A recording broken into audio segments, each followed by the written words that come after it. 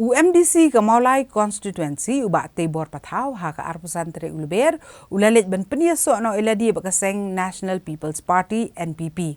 Haka jing yalang kebelalong haka Indo Sports Hall Maulai modat baki bat mentau la penkriak ru bani kunni ke election MLA Arhajar Arpulai ha Maulai Constituency nakaseng NPP. Yo ba Tibor Patau la pediang sobha kaseng NPP da National President ke NPP Konrad K Sangma National Vice President uba Preston Tunsong Working President ke NPP Meghalaya uba Sekiau Balang Dahar ki MLA ki MDC bakinong kit kam kaseng NPP uba Tibor ulaong ba kadaw ko bala penlong yo uban peniaso ba ke NPP kadai hadian bula sakhi badai tang kadi ke sarkar hapo ka jingelam jo ke NPP kabala shimkia ban penbet yo put usam bandawa pentri kam ke ILP bat kumju ban shimkia ya kamat ka baide ba ka temne tot ya ka ba ki sarkar ki ba menshua kim shimla shimkia IA uba Preston lepen benasen don ba uba Tibor Patau unlong kertong jong ke NPP ban ya aireng ya ke election MLA na Maulai Constituency bat lo kentui kinong ket kam bat ikipat ba ban tre shitam ban Punjab dan Buram ya kertong ha ke election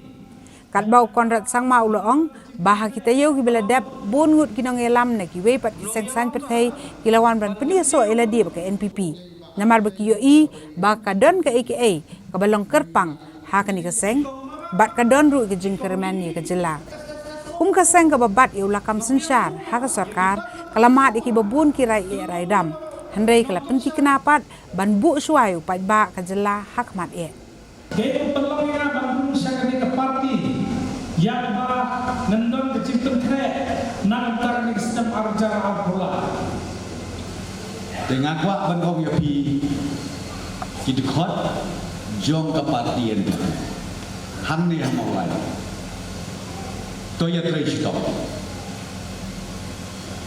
ba une UMDC jompi ubadelu kandidat NPP jongi na Maulai declare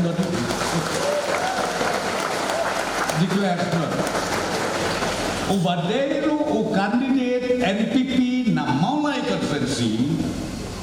Sengau bahaban penjot Don Buromyo Penjot Don Buromyo